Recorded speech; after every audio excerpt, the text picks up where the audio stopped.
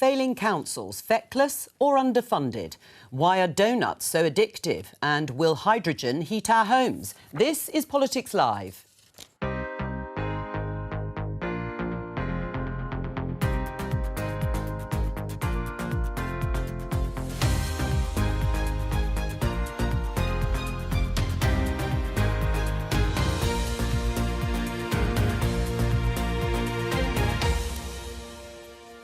Joining me, Conservative peer and former Boris Johnson advisor Coulver Ranger, Labour MP Lloyd Russell Moyle, Sienna Rogers from the House magazine and the Daily Telegraph's Annabel Denham. On today's programme. This is the most difficult time that I've ever experienced. Councils across the country are not receiving the money that they need to have to run the services that government expect us to run. Another council goes bust. Are they underfunded or making bad financial decisions? Ultra-processed foods, are they hijacking our children's taste buds? Chef and restaurateur Thomasina Myers joins us live. That's what we're now doing with hydrogen, because we want to be the Klondike of carbon capture and storage, the Qatar of hydrogen. The government abandons a trial to heat houses with hydrogen amidst local protests.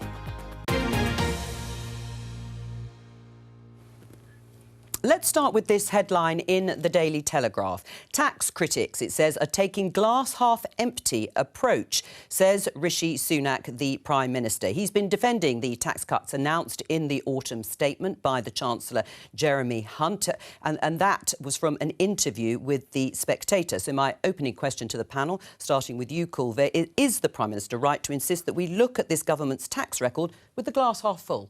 Well, we do, because obviously there's context, as we say. And the Prime Minister, and I've heard him speak several times this week, he's been sort of doing the rounds, talking to the troops, as you can imagine. But I think one of the fundamental points he's been saying is that this government has had to deal with certain things. Obviously the pandemic, obviously the war in Ukraine, the cost burden. That has hit the country's borrowing amounts, and therefore tax levels have had to stay up. But they're the highest on record, of course. But you know, once-in-a-generation pandemic. So what he is saying now, though, and, you know, breaking news, there will be a general election next year, and he is actively looking at what's going to happen around taxation and tax cuts as part of his plan. Right. Should we be looking at this issue glass half full and not glass half empty when it comes to tax?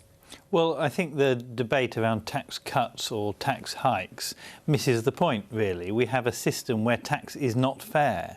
People who are richer will pay proportionally less national insurance than people who are poorer by almost 10% less. You know, kind of, we have tax where non-doms can evade tax. We have tax system where people can send their kids to private schools and not have to pay the VAT that they would for any other service. All those things Labour will correct, because Labour doesn't believe in necessarily raising taxes, but what we believe is in fair taxes. But you support the cut in national insurance that was announced in the autumn statement. Your constituents will welcome it? Yes. But he has frozen the thresholds. So actually, lots of people will not feel a benefit from these tax cuts. These tax cuts for some people will actually still be tax hikes.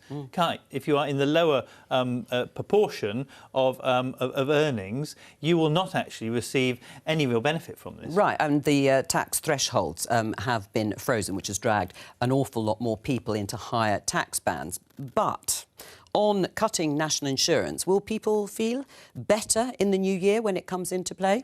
Well, we know that this last statement, or we were talking about specifically in the statement, it was supposedly tax cutting, but overall the tax burden is incredibly high. So we can't, I mean, talking about kind of optimism, glass half full or half empty, I mean, the reality is that people feel poorer at the moment. And, you know, my situation, we've got student loan repayments, they're so high, the interest is so high. We've got all these cliff edges also in the tax system. We were talking about making the tax system fairer and reforming it as a whole. We've got these cliff edges at 50,000, the child benefit starts to get withdrawn.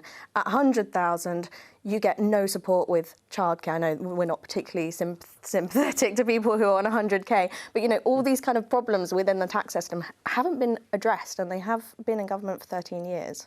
Annabelle, what do you make of Rishi Sunak calling on us all to be a bit more positive and that criticising the the record level of tax burden overall is rather glass half empty? What I think this speaks to is an inability from this Conservative government to really be honest with people about the true state, not just of our tax system, but also the economy as a whole. For all of his talk of cutting taxes, as we've said, we're going to have the highest tax burden in 7 decades. It's set to rise to 37% of GDP next year, up from 33% in 2019. And you can talk about the pandemic, and of course that was a massive hit to the UK finances, but actually we were on this high tax trajectory before COVID hit our shores. Unfortunately, what we have is a so-called Conservative government that seems to be committed to growing the state ever larger and raising taxes ever higher in order to fund it. Well, I think it's a good point you make about where we are in taxation against GDP, because actually if you look at some of the mature economies across Europe, France, Germany, Italy, we're behind them on the level of taxation. So, yes, it's at a high level, and no Conservative government and no Conservative wants to see the rate of taxation well. But all these modern economies, major economies, have faced those challenges, and yet we are still behind them on the level of taxation. So there is a balance. I think the government gets it. I think, coming to your point, Sienna, 13 years, taxation has to keep moving and evolving as you go through the different challenges that we face. And I see that's where we've Evolving meaning going up? Well, unfortunately, it has gone up because of the challenges faced, but it does need to change, and it does need to look at. And I think particularly around the levels, the cliff edges, and I think a more agile tax system is something that it's become less fair under the Conservatives. It's become less equitable for the very wealthy and the working person. And I think that, yes, people can suffer a high tax burden if they know, one, they're getting the services that they think they're paying for, which they don't at the moment, and two, if they think there's equity, that they think that there isn't the case of them earning a little bit more and them losing out, or vice versa. And at the moment, the Conservatives, those should be Conservative mantras, they seem to have completely lost the ball on that. Right, I mean, there is the issue, of course, of putting up taxes and putting that extra revenue into public services. That would have been something Labour might have done a decade ago, but not now.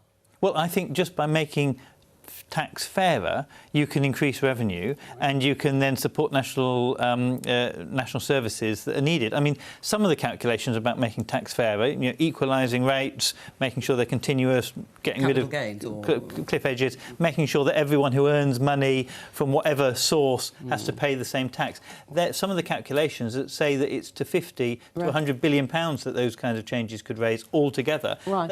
You can't grow the state quicker than that. You just need it to be fair, and then the state can start to spend. I think we're wading into slightly dangerous territory when we start to talk about fairer taxation. That's when you start discussing things like wealth taxes. And everybody wants to live in a country where the tax system is as fair as possible, where the wealthier people are paying their share. But the problem is that previously any attempts to equalise this in any way have been proven to fail. Countries, for instance, which have tried wealth taxes have subsequently had to reverse them. I'm not saying that that's something that Labour are pushing for. What we're talking about is if you earn money, doesn't matter if you've earned it through work or if you've earned it through rent, those profits should be paid for in the same tax system. Except that if you're earning the money through rent, then you've bought a property out of taxed income. Right. All right. Well, let's just mention this breaking news, because we've had interest rates come out. The Bank of England have held rates for the third time in a row at 5.25%.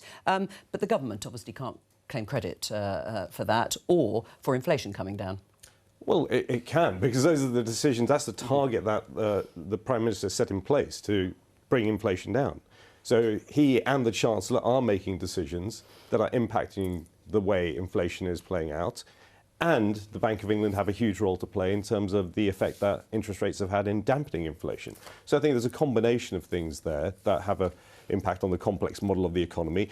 But it's achieving the target that the Prime Minister set, which is reduce inflation and get more money into people's pockets and stop the effect on the cost of living crisis that's been happening. Right. Well, one part of the public sector facing very difficult times financially are councils, or certainly quite a sizable number of them. Let's just show you this headline. BBC News: council facing bankruptcy proposes £14 million of savings. In the last 24 hours, Middlesbrough Council has announced proposals to avoid bankruptcy. There's this other headline, Managing Director appointed at Bankrupt Council. Yes, that's in Woking. The BBC says that a new Managing Director is going to be brought in to sort out things there. And then, finally, bankrupt Nottingham City Council outlines major cost-cutting plans. Let's hear from Nottingham City Council's leader, David Mellon, speaking to BBC Radio Nottingham on Tuesday about the situation there. This is the most difficult time that I've ever experienced. Councils across the country are not receiving the money that they need to have to run the services that government expect us to run. We've lost, in the last 10 years, approximately £100 million each and every year. And at the same time, inflation's gone up. The demand for adult social care has gone up. The demand and the cost of having children in our care has gone up. And in the last 12 months, there's been a huge rise in homelessness. And we have a legal duty to house people who are present as homeless. Right, well, that was Nottingham City Council's leader talking about the pretty dire situation there. But what is life like living under a bankrupt council? Thurrock in Essex declared itself effectively bankrupt a year ago. Let's speak to resident Rob Groves, who joins me from Grays in Essex. Hello to you, Rob. What kind of changes have you noticed in the last year?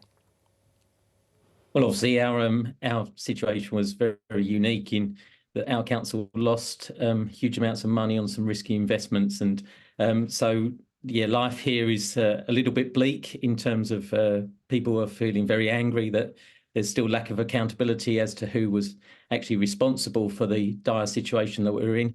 Chief Executive Officer goes missing, and we're picking up the bill. We had a 10% council tax increase last year, and it looks like that could well happen year on year without any real argument from local residents, because we're suffering with general services like bin collections and maintaining roads, but also those people who are most vulnerable are impacted massively, whether that's school transport or adult social care.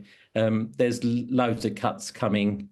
In fact, Thurrock Council, just to service their debt, is 105% of the annual budget, over £130 million just to pay the finance for the debt that we're in. So as the leader of that Nottingham Council said, you know, we just don't have enough money to do even the basics. Right. I mean, 10% you talked about in terms of a hike there for residents. But how worried are you about the future?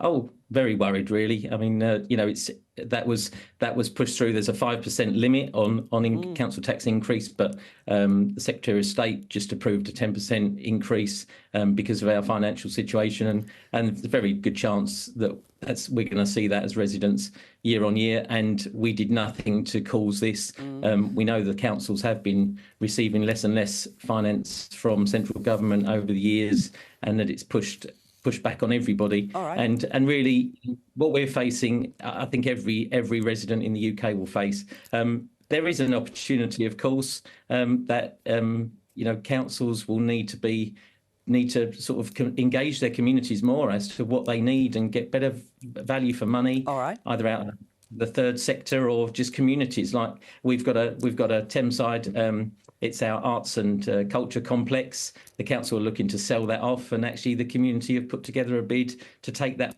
on and save arts and culture in Thurrock. So there is optimism because the council don't have all the power anymore because they've got no money. Rob Groves, thank you very much. Who's to blame, Colville? Is it the council or is it central government cuts?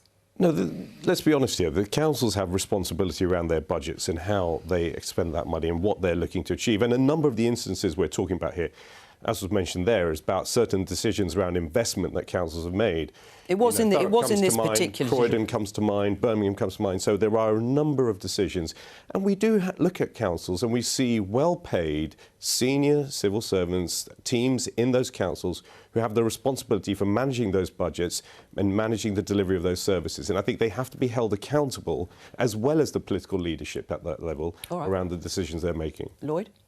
Well, it's a central government problem that they have foist upon local government in two platforms. One is that they haven't passed on as much money as we were passing on to local government, but we've actually required greater duties of local councils. And this is the problem. Local councils don't have discretion on whether they're going to look after that child in care. They don't have discretion on whether to look after that homeless person. If I look at Hastings Council down the road from me, they went from spending less than 2 years ago £500,000 on homelessness to now spending almost £5 million on homelessness. This is a direct result of national policies that have led to no house building, led to rental problems, and of course the rocketing interest rates that have led to this no organisation would be able to expand that quickly without some knock-on effects. And the government require them, our law requires them to do that. And what we need to do with councils, I think, is we need to be clearer on what is discretionary spending and what is required spending. In my view, is the national government should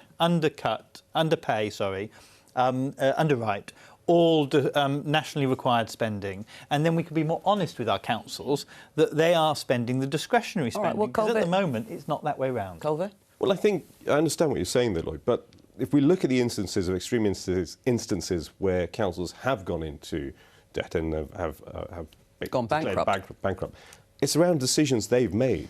It's the decisions they made on investment. It hasn't been around service. Now, there is a longer term... I'm not sure that's the case with Nottingham. I'm not sure that's the case with the councils that we're now seeing going on. Right.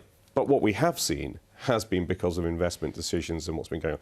I think, yes, there has been challenges, and we can all admit that there are more challenges on councils in some areas, but the discretion they have is how they are going to match those with the funding that they have. Now, the government has set up additional funds, and there's another 100 million fund for families with severe cost of living problems. So the government does look to step in and underpin those requirements. The government scrapped the household support grant that went to councils as well, only in the last autumn statement. So the council are actively getting rid of those support funds for councils, and the net effect is a reduction in council money from the government. So you can throw a bit around here or there, but if you're cutting the major schemes that you're giving councils, of course they're going to really suffer. And it's Conservative councils as well as Labour councils that are suffering this. This is not party political. No. This is a national problem, and we see it in our roads, we see it every day today. And once you lose trust in your council, it's so much harder to get it back. And I think that we are at that stage now where it is cross-party. All three councils, in fact, in those examples that I read out earlier, 6 councils have gone bankrupt since 2021. According to the Institute for Government, in real terms, central government grants were cut by 40% in the last decade. Should those cuts be reversed? I think that they probably should. It's certainly the case that since the coalition government, there has been less money going to local councils, whilst the demands of them have only increased, particularly in areas such as social care. However, it's also the case that there are examples of terrible mismanagement of those who've been running the councils, perhaps favouring pet projects and their own agendas over what is best for local residents and providing the nuts and bolts that we all depend on. Look, I'm pro-devolution, but we clearly have a problem in this country where local councils don't have adequate tax raising revenue powers, and that needs to be addressed because it feeds into the lack of accountability, and that we raise a lot less locally than comparable countries. Another issue, of course, is that productivity has not recovered to pre-pandemic levels in the public sector. So I think there's a lot of soul-searching that needs to be done by local authorities, whilst we also acknowledge that that central funding has gone down. Sienna? I do think that when you see, I mean, this has come up because of Nottingham, and there were reports that Nottingham, in terms of the kind of pay that people are getting, the CEO, the other officers, 8 of them were earning over 100,000. And I think people are quite shocked by those kind of salaries when outcomes like this happen. I mean, obviously there's this political divide, right? The Labour are going to say it's all about government funding and the lack of it. The Conservative government is going to say it's all about mismanagement. And with Nottingham, there was the Robin Hood Energy project collapse. There are other expensive projects. There was the fact that kind of a ring-fenced money was then used for general funds, and that had to be paid back. But clearly, this is a wider problem, right? Because the Local Government Association, the LGA, has said that 1 in 5 are talking about being on the brink of serving these Section 114 notices. Right. So clearly, it's a broader problem. I mean, would a Labour government reverse the cuts and increase funding to the tune of that 40% that's been taken out in the last decade? Well, I think, first of all, a Labour government would stop the hemorrhaging of money out of councils at the moment. So we'd reverse some of the crisis points that we've had with homelessness. We would sort out social care, properly integrated into the NHS, start to look at proper funding for that, and when we've got a whole work plan for that. Those are the two biggest drains from councils. And council tax is going up? Well, to tell you the truth, if you resolve adult social care and homelessness funding, you actually would find that no council's going bust at the moment. Yeah, but anyway, as we know, solving social care is a long-term plan or one that isn't happening. I don't think rolling it into the NHS is necessarily the best way forward. It's a long-term state that our healthcare service is now in. Yes, but it's in that state because of adult social care, because they can't move people into social care provision. But an integrated service, which is what all parties agree with, we need more of, that is properly funded, that follows the cross-party reports that have come out time and time again about social care, the same with homelessness.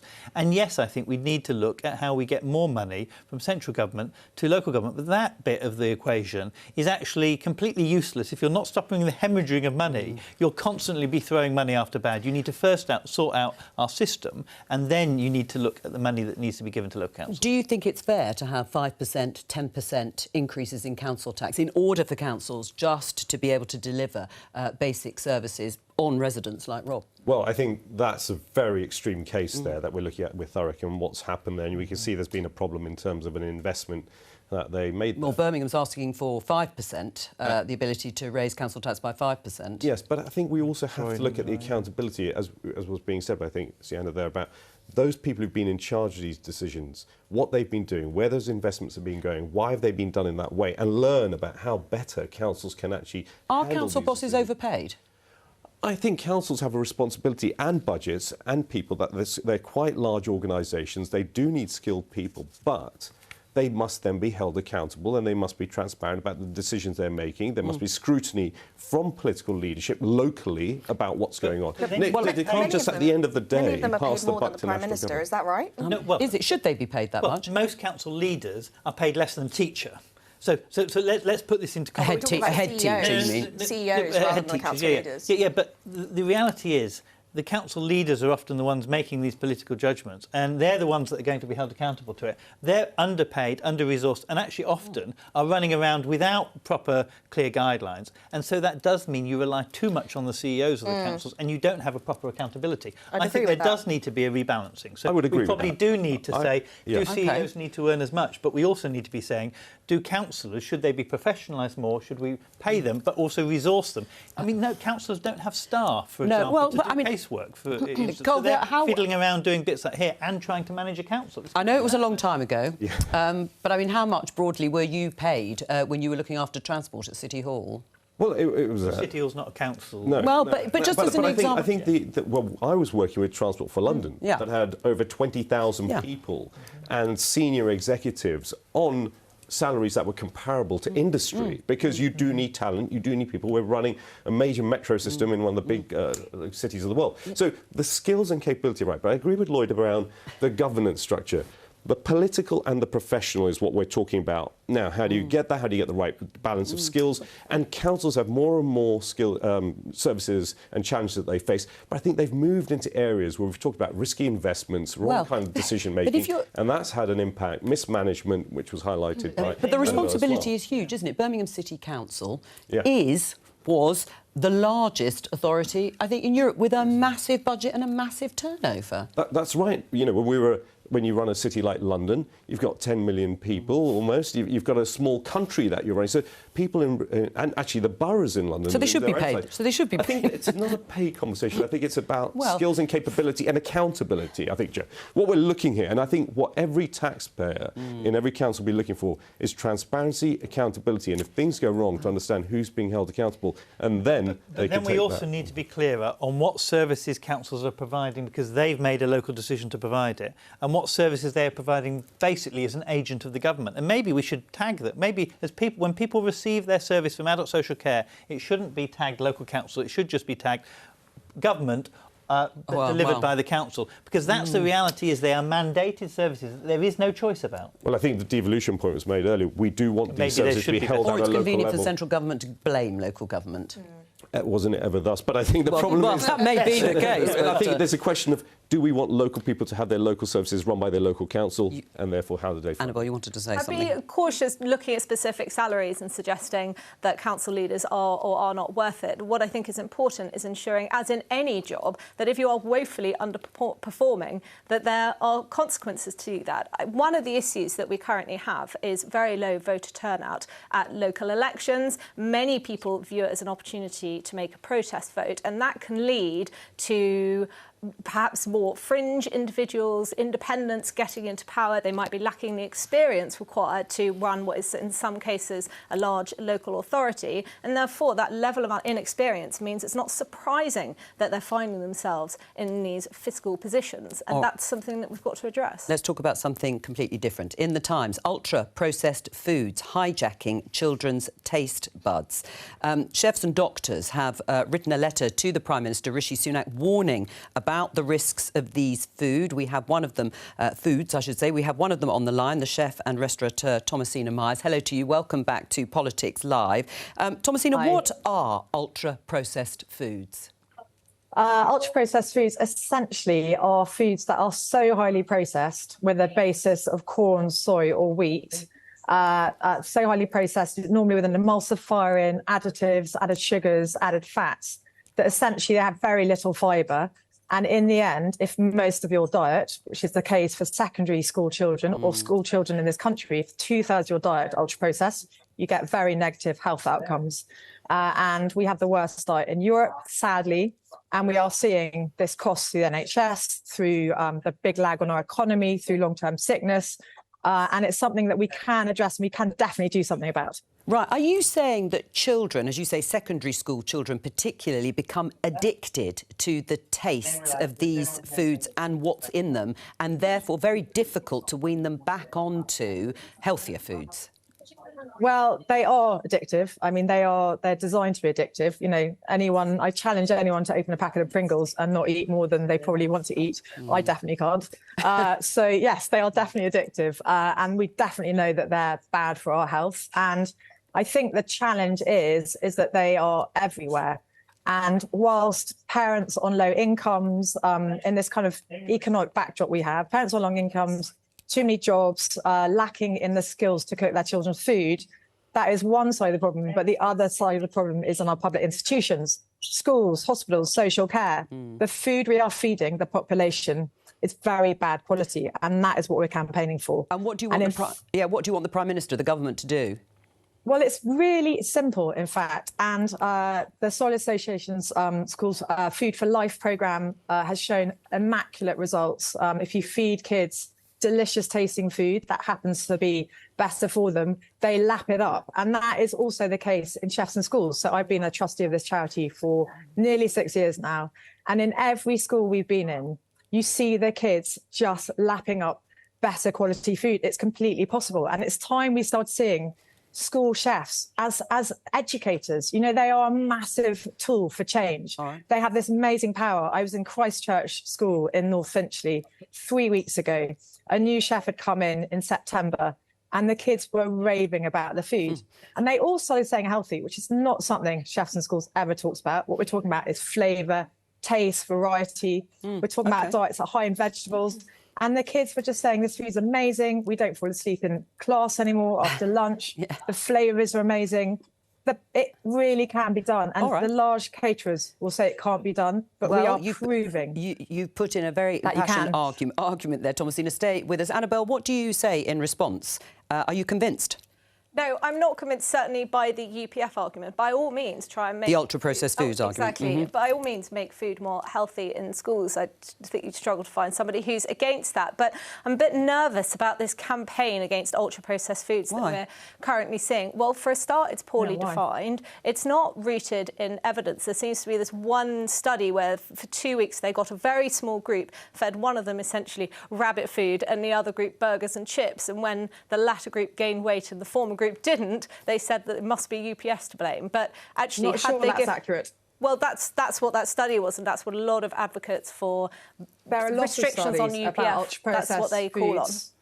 There are lots of studies, increasingly, because the evidence is so kind of points straight to ultra-processed food. And in fact, the definition is very clear and tight. But what these studies aren't doing is giving people burgers and chips which have been made in a domestic kitchen and people burgers and chips which have been made in a factory, and then comparing the health effects of that. We simply don't have that evidence, at least not yet. There's very little funding for that, because there's the funding and all evidence is largely provided by the big food companies who are making billions every year out of giving people food that is ruining their health. We've got kids going to dentists having their teeth pulled out. We've got kids whose jaws aren't being developed because they're fed a diet of food that you don't even need to chew it because it's so soft and pulpy. Their diets are devoid of fibre, and it's an absolute outrage. It doesn't happen in any other country in Europe.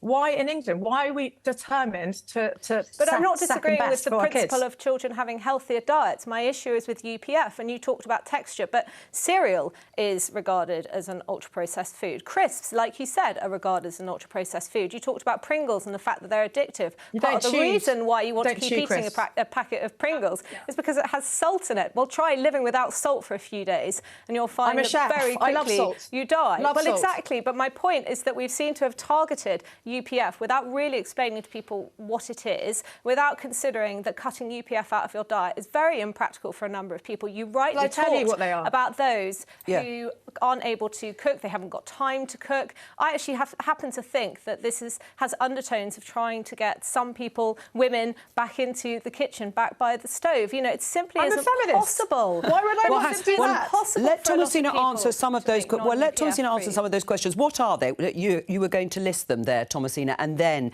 go into, is it practical for people, families who are busy and haven't got enough money, perhaps, to buy the sort of fresh food ingredients that may be needed to cook healthier food? Well, I mean, apart from anything else, many people live in food deserts where there just isn't access to fresh fruit and vegetables. And they're very high cost because they're only sold through convenience stores, which we know are more expensive. The cost of fresh fruit and vegetables has gone up more than any other food cost. So whilst ultra-processed foods are being subsidised in many ways down the food chain, fresh fruit and vegetables are not being subsidised. So there is a definite cost issue for people on low incomes, which is why it's even more important that when they are going to institutions like schools, prisons, hospitals, social care, they're at least base being fed better food. Now, Annabelle, you might have a problem with the label of ultra-processed food, but the food being served to kids in schools is largely ultra-processed, which means they are getting no fibre, no variety in their diet. A lot of it's chemically sprayed, and it is bad for their health. And there are so many studies coming out. Sadly, the money to fund studies is not there because the government is not really willing to look at this because it's a difficult issue to address. They're worried about being accused of nanny state. They're worried about journalists like Annabelle, attacking them of like mollycoddling people and telling them what to eat. We are not telling people to tell people what to eat. What we're saying is the government right now is saying they've got compulsory food education. That is by teachers in classrooms who know nothing about nutrition, who do this kind of awful, like, this is healthy, this is not. We're talking about chefs in the kitchens, inspiring kids with delicious, tasty food, which costs less. If you invest in the skills to teach these chefs, it costs less to feed kids better food. Let me bring in Colville Ranger. Why isn't the government doing more in response to what Thomasina is saying? No, I know the government has a broad basis of saying they want to see healthy food in schools and see kids getting a healthy, balanced diet. But I'm with Thomasina on this, and I say that because my evidence base is 2 children under 5, 2 boys, and I'm looking at the impact that it has on them when they eat different kinds of food product, the ultra-processed stuff towards natural, fruit and veg and everything else. And it's shocking. You do see the physical reaction to these foods. So the government should do more. They should intervene more. In fact, the letter that's been sent to the Prime Minister by the Soil Association around this, and I saw the letter, I'm speaking now as a parent, and hugely concerned about what's happening around ultra-processed foods. I'm concerned about the proliferation in our children's diets of these foods. I'm concerned about what's being given at schools. I'm concerned even at the food in Parliament. Now, as a new parliamentarian, I look at the food... Well, as a politician then, as a parliamentarian, does the government need to do more? I mean, this headline in The Guardian, Wales to clamp down on junk food meal deals to tackle obesity. The Welsh Government says it will go further than UK Government's plans for England in trying to encourage healthier eating. Is that the way to to go? Well, that isn't quite what Thomasina's talking about here. No, but it's another approach. That isn't the approach that is being advocated. The approach that's being advocated is more about education, getting the right people, the right skills to show and demonstrate and open up the way that we can do this in a way that doesn't harm the cost of living. It can be cheaper to be done. It is more healthy. And I think that's the approach that has to be taken, and that's what has to be understood by government better and other areas to then get the right kind of results that we're looking for. Just before I come to the other guest, Thomasina, I don't know if you heard that headline I read about what Wales is doing, the Labour government there. Would you like to see England do the same? Well, I think Boris Johnson did have some great plans around bog-off deals and all that sort of stuff that was shelved. I think the main thing is the advertising towards children. You know, food companies spend millions and millions on advertising junk food to kids, whereas we spend fractions of that amount in actually, you know, feeding them basic good food. There's a proper disparity there. But excitingly and positively, Chefs in Schools, brilliant registered charity, has a training programme ready to roll out. We've got it all tested. We had guys in St Thomas's funding to do it. And so any school, any caterer who wants to train their school cooks, who have a key role here, to train them better, to put this great food on the plates at a lesser food cost per pupil per day, then we've got it ready to go. Well, and would you accept that? A Labour government accept those proposals to go into schools? Those proposals sound very sensible. I mean, a Labour government's view is that we would ban advertising that's targeted to children on TV and other media for junk food. In Brighton, which is now Labour controlled as of this year, we have banned advertising on bus stops and other public areas that the council controls for this ultra-processed food and junk food stuff. But this seems like a debate that we've never managed to fix. I remember only a few years ago, it only feels like a few years ago, probably a decade ago now, Jamie Oliver coming on and talking about turkey twizzlers. We have and this is another iteration of it. We have not sorted out the problem in our schools. And part of my view is that what's happened in schools is that we have privatised the food part. These multinationals come in with pre-cooked food deliveries that just get heated up in the ovens and then get dished out to children. And what we need to do is reintegrate food processing, food cooking into the school so that the chef in the school is part of the wider school community. And I remember when I was young, my dad joined the governors of the school so that we could ban beef during the BSE crisis, because it was a democratic discussion about what you were feeding the children. And the privatisation of food in our schools is part of this problem. Sienna? I think there's a really... I mean, the point that they make in the letter is completely valid. I don't think... I wouldn't have thought that what Thomasina is suggesting there is at all controversial in terms of the food they gave them in schools. I mean, I feel very fortunate at the moment that my one-year-old is in a nursery, which is, of course, private, and it's difficult to get anything else, and she's got a chef based there doing all organic, homemade food, best quality olive oil, all that stuff. They get like a 4-course meal with a cheese board. It's absolutely ridiculous. Wow, lucky them. Yeah, but it's really good. And also... And expensive. Very, very expensive. But it doesn't need to be. It doesn't need... Exactly, it No. doesn't need to be. That's just because that's the early education. That's a different conversation. But I mean, having had a baby recently, I think one of the key things, and Bea Wilson is another person who signed this letter, she talks about the importance of the first foods that children have. And having just had a baby, I do this thing called baby-led weaning, which is becoming more and more popular and really should be encouraged, I think, by health visitors and those kind of people. Yes. You present babies as soon as they start weaning at 6 months with adult food. So they get that texture, they get the variety of flavours, they don't just get purees, they get adult food from the beginning. I think that's really important. The difficulty, I suppose, is when you, as a parent, potentially lose control of what your children are eating. As Thomasina said, talking about secondary schools and perhaps when they leave home and they're in their early 20s and so on, which is where they can develop addictions, if you want to call it that, to things like Pringles, for example, and that is the difficulty because it's ubiquitous. Things like buy one, get one free, should these things just stop? Well, Annabelle? no, I think it's crazy to be banning buy one, get one free offers when we're in the midst of a cost of living crisis. And when, just like UPF, junk food doesn't have an official definition. Most people view it as foods that are high in fat, sugar and salt, but that's a massive array of products that we are potentially locking people out of being able to purchase. Look, like I said at the start, I absolutely commend any efforts to try and encourage children to eat more healthily within the school. But the fundamental point is that any efforts at bans or regulations regulations that have been brought in by the government have failed. They've actually been often very regressive, such as things like sugar taxes, penalising the poorest the most, and they are, in my view at least, paternalistic. They are stopping people from being able to make trade-offs and the right decisions for themselves. At least a base for schools that they need to be providing better and healthier food so that we know all of our children get that in their stomachs at least once a day. All right, Thomasine, a final word, because we have to move on.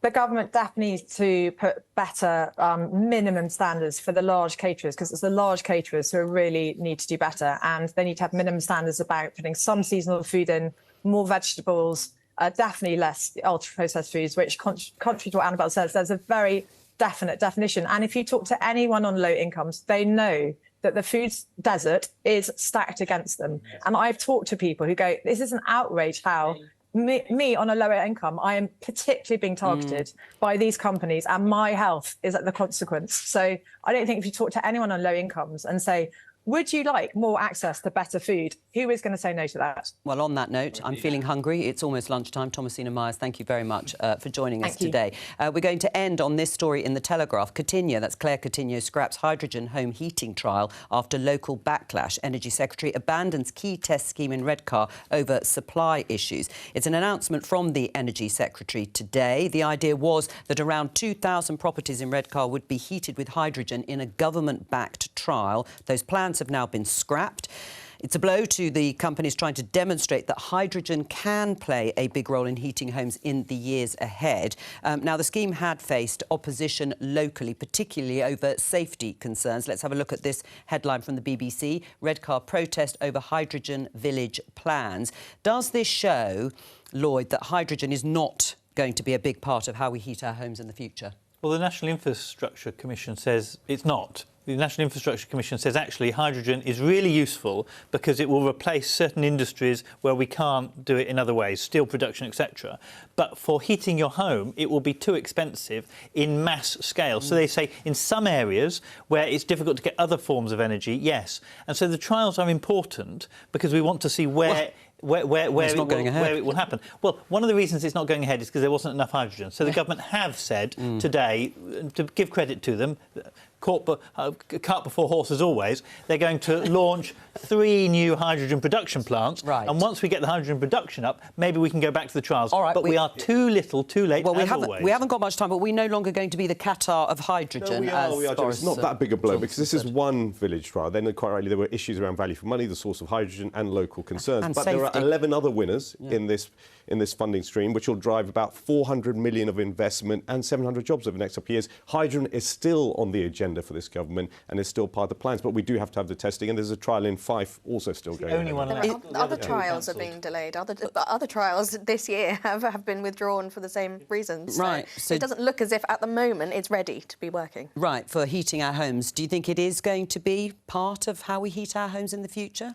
Well, it's entirely possible, but I'd like to see hydrogen fend for itself in a free market rather than have the government trying to pick winners and force them on people. Most people in Britain today understand that we need to decarbonise, and they instinctively want to do their bit. What they are not comfortable with is having heat pumps and electric vehicles forced on them, often at great cost, and that doesn't seem to be appreciated by our politicians. Look, I don't think that people are worried about heat pumps being forced upon them. What they're worried about is the cost and the money. And the only way to get the money down is to make sure we expand that market quickly. And that will be same with solar. That will be the thing that brings that money down. It is costly. There is always a role. There are massive subsidies and the uptake is still very low. Carrot and stick. And there's a role for government. And there always has been a role for government. So it was government that decided to change. It was government that decided to change from town gas to natural gas. It was the government that decided where energy would be rolled out. It's the government that decided what villages to connect. It's always been the government, and I'm afraid it's fantasy to think that the market can replace it. I think Lloyd and I will agree on this. There's always a role for government to help pump prime markets as well. I remember setting up the London Electric Vehicle Partnership for Boris Johnson in 2008, when we wanted to get electric vehicles and electric sourcing in, and we had to do something to get those businesses to start doing it. And then you get a market, and then you get... And on that note, I'm afraid that's all we have time for, but thank you to all of my guests for joining me today. Helen Catt will be here with Politics UK tomorrow, and Adam Fleming will be in the chair here on Monday. From all of us here, bye-bye.